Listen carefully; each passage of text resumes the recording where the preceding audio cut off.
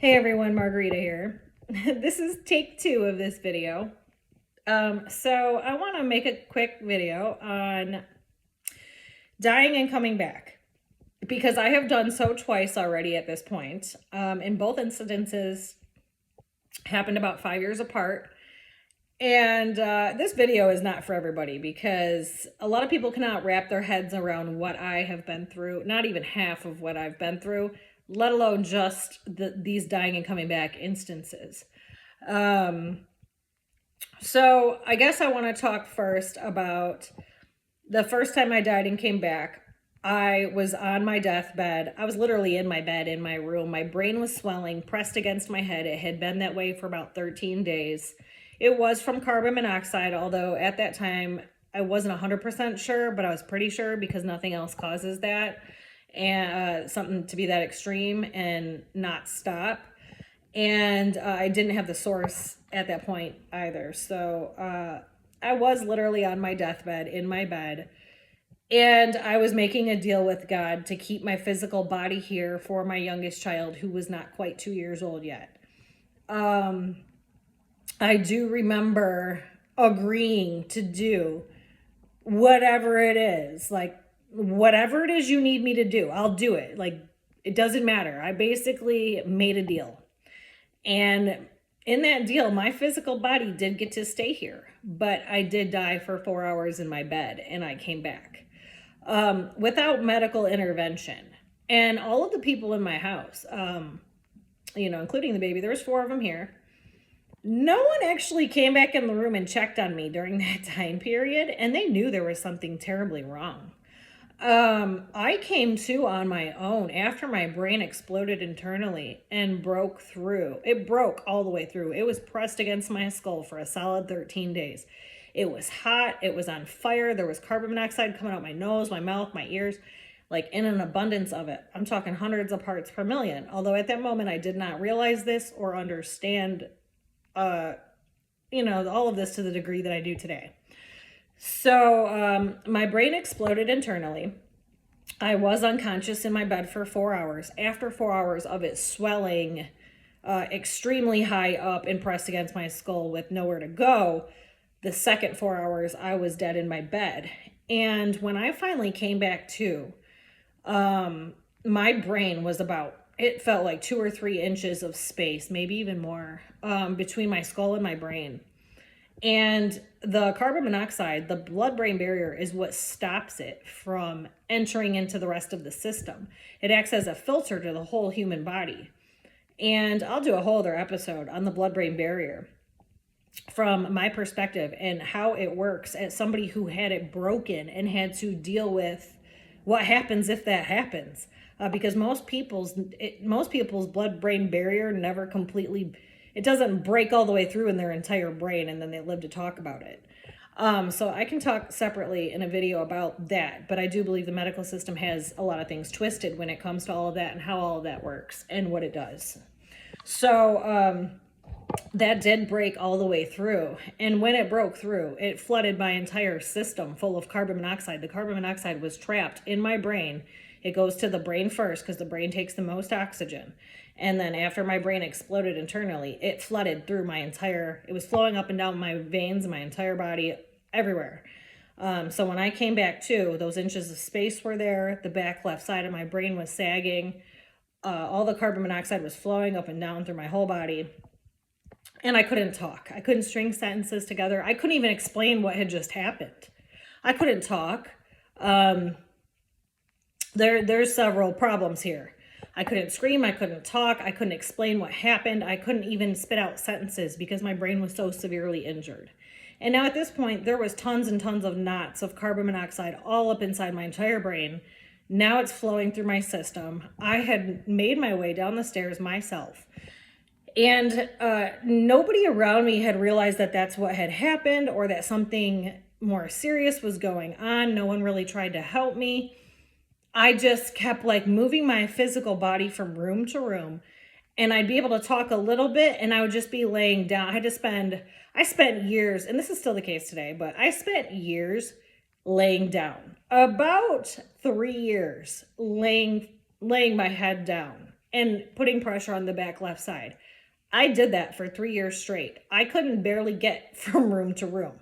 And it's not funny. Like, what I went through was very extreme and very painful, and no one helped me. So I'm the one who saved my own life.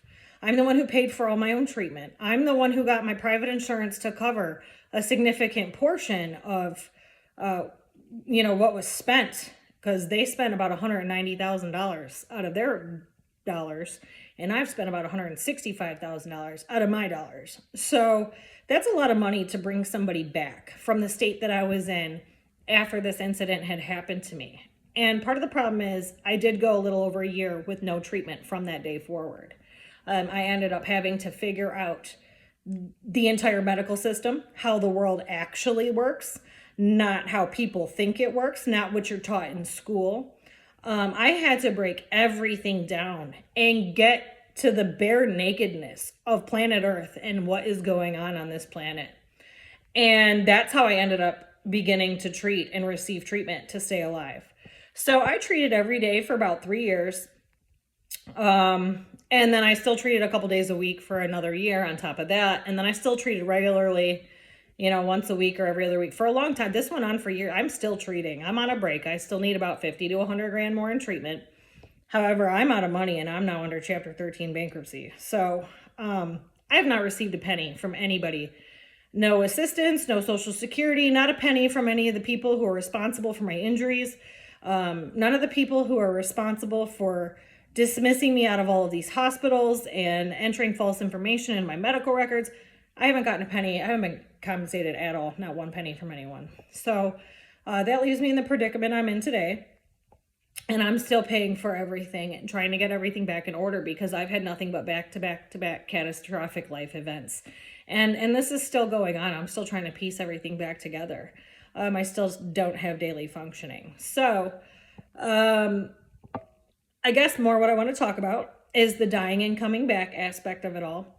I was so injured, and the injury was so extreme, the pain was so severe, and I stayed this way day in and day out until I think I had reached over 100 grand in treatment before there was ever a day with any relief whatsoever. And it took a long time to remove that much carbon monoxide from my brain and my system and my body. Most people that become that overloaded to that degree with carbon monoxide, they don't live to talk about it. Or if their brain breaks the way mine did from it, they don't live to talk about it. So it was about a year and a half maybe before I started realizing that I had a way bigger purpose here on this earth. My physical body is meant to stay here on this earth. I have a very big job to do. I work directly for God himself. I figured this out along the way. I was doing little things here and there to try to help people when COVID happened.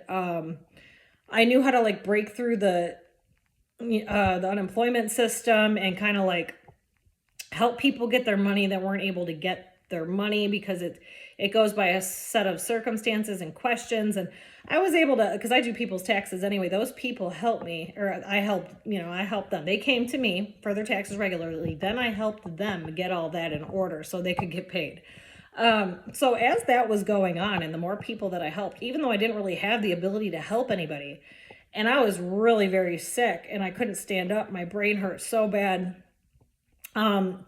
things started changing, and I started uncovering that the more I helped people, the more I was taking steps forward. And as my injury grew and all of the negative agencies and actions and people that went against me and everything I had to experience, because everything I experienced was very abnormal, I ended up figuring out that I am here to change the world. I work directly for God himself. God signs my paychecks himself, figuratively, because I don't actually receive paychecks, but God, I do work directly for God, and I am aware of that. I've been aware of that for several years now. So if my money stops in one direction, it's because it's supposed to continue in a different direction. And usually I get led directly to where it is that I need to go next. And so this has been going on heavily since my injury, the first, the very beginning in 2018. And after the second incident where I died and came back, this happened at Walmart. I am affected long term from my brain tissue not being fully sealed shut. I've been significantly re-injured numerous times. Some of these times were by the ignorance of other people or intentional. These were intentional actions of other people. And yeah, I've been through a lot. So my brain tissue is not all the way sealed, and it creates ongoing problems on top of the fact that my system is still overloaded with carbon monoxide at the same time. So two separate issues, but the reason the brain tissue is open is because the carbon monoxide poisoning was so bad, it broke internally initially. So they are connected, but because of that, any amount of particles or chemicals, gases, whatever, they do go right through my brain. They leak into my brain, into my bloodstream, and they flow through my body depending on the size of the particle, what it is. I'm still learning as I go. The condition is called MUSES, or multiple chemical sensitivity. I am going to do other videos on just those subjects alone because I do know how to treat it as well. A lot of medical professionals are not treating that condition, and they're trying to call it a mental disorder. And it is absolutely not a mental disorder. So I'll get to that in a different video, but that is the condition, and that's what causes the ongoing issues that I have, because I could just take one ride somewhere and have an exposure and be down for days or weeks, sometimes months still if it's a large enough exposure. So I have to be very careful about the air I'm breathing, where I'm going, who I'm going with. I can't really be around ignorant people because it puts my life in danger really fast. Now, what I did realize after what happened was it was the wildfire particles. The wildfires from Canada were flowing heavily at the time that this had happened to me. And I was traveling out and about quite a bit during that time. I live in Michigan. I was staying at my house in Ohio at the time and coming back and forth. So that whole area was affected by those particles flowing over from Canada. And I did not realize this was going to happen. I didn't really have any huge red flags that were screaming, oh, something's going to happen. I live with ongoing symptoms every day since the day of the initial injury. So it's really hard to tell if something like that's going to happen because I live that way. I've been living that way for years. So I did have like a few signs. I did see like black spots right before, all the oxygen got cut off from my brain. My vision started jumping up and down.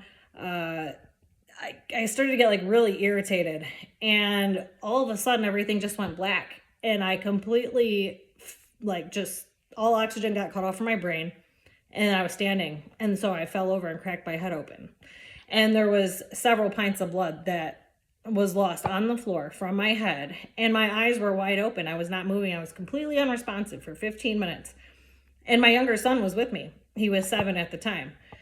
So he grabbed my phone and he called his dad and said, Dad, I need you to come get me from Walmart. I think Mommy died. And ironically, he happened to be at the store directly across the street from there. And also, ironically, my older 2 kids were separately at that same store at the same exact time. So there was other people in the aisle. They had already called 911. I was just laying there unresponsive. Don't remember any of it. My eyes were open the whole time. Like I was dead. I was legitimately dead. My soul did leave my body. I know that. I must have hit the floor so hard that it just like flew out of my body. And I know some people don't even recognize that they have a soul. So shocker for people who are viewing this video and you're not even aware that you have a soul. But I did know along the way throughout my injury, there was a significant period of time where my soul was loose in my body. And I knew if one wrong move was going to knock it from my body. I was aware that that was going on. That went on for about 3.5 years initially before I got it to like seal in place. This sounds so strange because I'm sure there's not too many individuals out here who have ever experienced anything like this. I didn't even know what to call it. And I did find a way to get it to like stay more intact inside my body. We can get to that in a different video, but there's a wonderful lady who helped me. Her name was Cheryl. And I don't even know how I found her. She was about 45 minutes to an hour from where I live, so I don't even know like how I found her, but the lady did a really good job. She did help me. Like what she did seal that problem after I had been through over 100 grand in treatment as well. So if we had tried this and I hadn't been through any treatment, I'm not really too sure that would have worked at all. But in that Walmart incident, yes, my soul left my body. I don't know if I don't know what my soul is thinking when it's not in my body, but I don't know if I could like see, and if I could, I don't remember any of this. I don't know if I could see my physical body on the floor. I don't know if I don't really know, but I do know that my younger son is he's a part of this I don't know if he's like one of the chosen ones, but he's a part of this really big picture, and we are both meant to change the world. And our circumstances and what has happened to us, it's because we're meant to change the world. So I don't know if he like really thought I was truly dead and I wasn't coming back, and he was like thinking to God like, please bring my mom back. Like I don't know what he was thinking, or if his thoughts maybe like caused my soul to like snap back into my body type thing. I'm not really sure. But what I do know is that my physical body is supposed to be here on this earth because I have really big work to do. I've been aware for several years that I have a really big life purpose. And two of the nurses at the treatment center started noticing, I guess a couple years in, they started noticing all of the chaos, the conflict, the turmoil, everything I was going through. I was under heavy demonic attack and they could tell. And they ended up, one of them gave me a piece of paper with something written down on it. And I've been doing this every day ever since she handed me the paper. And she's like, oh, honey, there's a reason that this all keeps happening to you. Like you have a really big life purpose. You have the ability to change the world. That's why this all keeps happening to you. And then I thought about it at that time and what I had gone through and the different systems and agencies and corrupt people that I had to deal with. And the amount of knowledge that I've acquired dealing with just up until that point, because this is like 4 years ago, that I realized like what they were saying like seemed legit. Like, okay, that like actually makes sense to me. And I ended up, taking that piece of paper home. I still do this every day. I did exactly what it said on that paper. And I do it every day still to this day. But what I've figured out is my physical body is not supposed to leave this earth. I am so heavily protected by God that somebody could set out to kill me and it's not going to work. Even if they, like, let's say they walk up to me and shoot me and I'm dead. I'm going to, even without medical intervention, because both times I've come back without medical intervention. It doesn't matter. I'm not meant to leave. So until I finish what I came here to do, my physical body isn't going anywhere. So even if someone sets out to try to kill me, it's not going to work. I'm still going to, even if they succeed slightly, I'll still be brought back. And, so I've known this for about 1.5 years now, because it's the second time around that this has all occurred. And now it's really dawning on me how extreme the nature of my business here on planet Earth is, and what I've come to learn. And ever since, I started figuring this out, from that day to this day, it's been 4 years, I've learned even more. I have so much more knowledge and information and more corruption and more, there's a lot that I have to talk about. So my knowledge is meant to come out. My knowledge is going to change the world. It's going to change many lives. I mean, I'm talking like thousands to hundreds of thousands, possibly even millions. I'm not really sure how big, but I know it's big enough to where I'm brought back every time I die. I'm not supposed to die. It was an accident. Like, oops, we got to bring her right back. She's not supposed to die. And I do remember on the first time that I died and came back, one of the last thoughts I had was, I haven't done what I came here to do yet. Like, I don't even know what that is. And I like lost consciousness. That was the first time. And I do remember thinking that right before I fell out. And coming back from all of that is when I began remembering, what exactly my soul came here to do. And I've been through so much that I now know I do have all of the answers. I do know what I'm supposed to do. The problem was I stayed so injured and so sick for so long that it was not possible for me to make these videos. It was not possible for me to deliver the information. I couldn't even string sentences together. I just looked like I had a mental disorder. So I do understand it all now, which is why I'm starting to do these videos, which is why I've been filming for months, because my story needs to come out. I don't know how big this is all going to be, but I do know that I attract a lot of attention unintentionally. I wear sunglasses almost every single time I go out. I mostly usually have a hoodie with me in case I have to cover my head. For some reason, I stand out so greatly. I don't have to talk to anybody or do anything. I don't know if it's like my light, my energy. I don't know exactly what it is, but all types of people are like attracted to me. Dark, light, evil, good, whatever. Anywhere in between, people are like attracted to me, and the wildest things happen when I go out into public. Like things that should not be happening. And every time I leave home, it's like a whole movie. So I actually got a pair of glasses to start catching some of this on film a few years ago. And I haven't, it's been like 2 years. I still haven't hooked them up yet. Because I'm living in so much chaos. I haven't even gotten that far to even hook those up. And there's a few times they would have came in handy. Because they just look like regular glasses. Nobody would know. Like I do own multiple pairs of glasses. So you wouldn't really know if that was like my prescription glasses, my sunglasses, or you wouldn't really know. But I guess I should get to that very soon. But yes, I do work directly for God. God himself. God hired me. So if someone sets out to destroy my income or think that they're going to destroy my life or destroy this or destroy that, it's not going to work, because I've always said, first of all, I've always had multiple streams of income. Second of all, I work directly for God. So if the money runs out in one direction, it's because I'm meant to move on to somewhere else or take care of another problem. Usually like some type of larger spiritual problem is involved at the root of it all, but maybe most people can't see it. So I'm meant to move and go somewhere else, or I'm meant to do something else in that moment. And so even if people are like working against me, trying to prevent me from making money, it does not work, because God actually puts the money directly in my hand if need be. It has happened numerous times. People have walked right up to me, complete strangers, and handed me large sums of money. So there's a perfect example that's happened numerous times. I couldn't even tell you how many times that has happened to me. But this body, this physical body that I have is not meant to leave this earth. I am meant to tell my entire story. I am meant to expose the corruption in a couple of these large agencies. And that amount of information that I come up with in those just those couple subjects, it's going to be enough to change the world and open a lot of eyes. And that's why I'm always under attack.